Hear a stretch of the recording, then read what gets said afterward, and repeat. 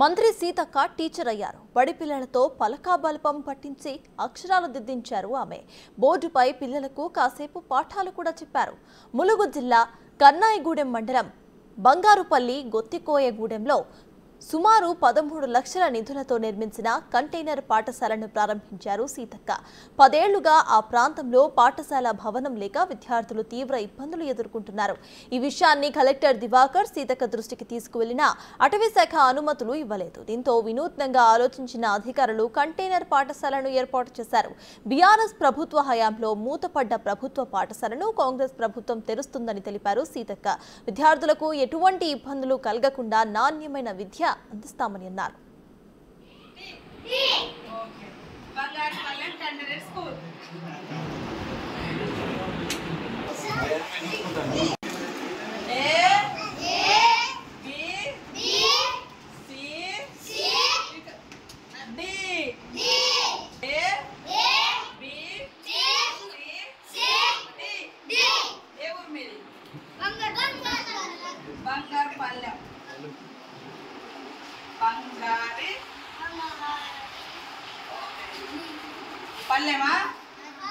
చాలా రోజుల నుంచి గూడెం ఉంది.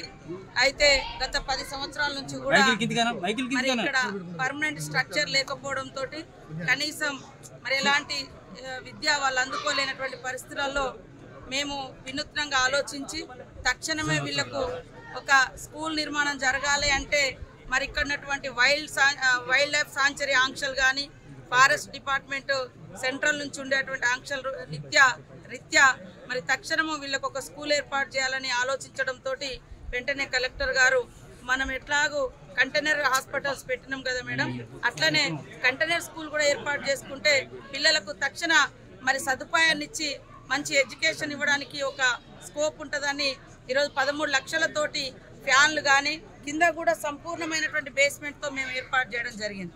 దానికి ఎలాంటి మరి అక్కడ కన్స్ట్రక్షన్ చేసి ఇచ్చినటువంటి అతను మాకు 20 సంవత్సరాల గ్యారంటీగా కూడా చెప్పడం జరిగింది. ఏది ఏమైనా అందులో ఏది కూడా వేస్ట్ అయ్యేది లేదు. ఒకవేళ ఈ మనం పర్మనెంట్ స్ట్రక్చర్ నిర్మించుకుంటే భవిష్యత్తులో ఖచ్చితంగా ఇది మళ్ళీ కూడా పెట్టుకోవడానికి అవకాశం ఉంటుంది. కానీ ఇప్పుడున్నటువంటి మరి అటవీ ప్రాంతాల్లో ఉన్నటువంటి పరిస్థితుల రీత్యా ఖచ్చితంగా ఇలాంటి ఇంకా 2-3 కూడా మేము స్కూల్స్ ఏర్పాటు చేయబోతున్నాం. చాలా ఊర్లలో వాగులు తోగులు ఉన్న కాడ మరి పర్మనెంట్ స్ట్రక్చర్ ఏర్పాటు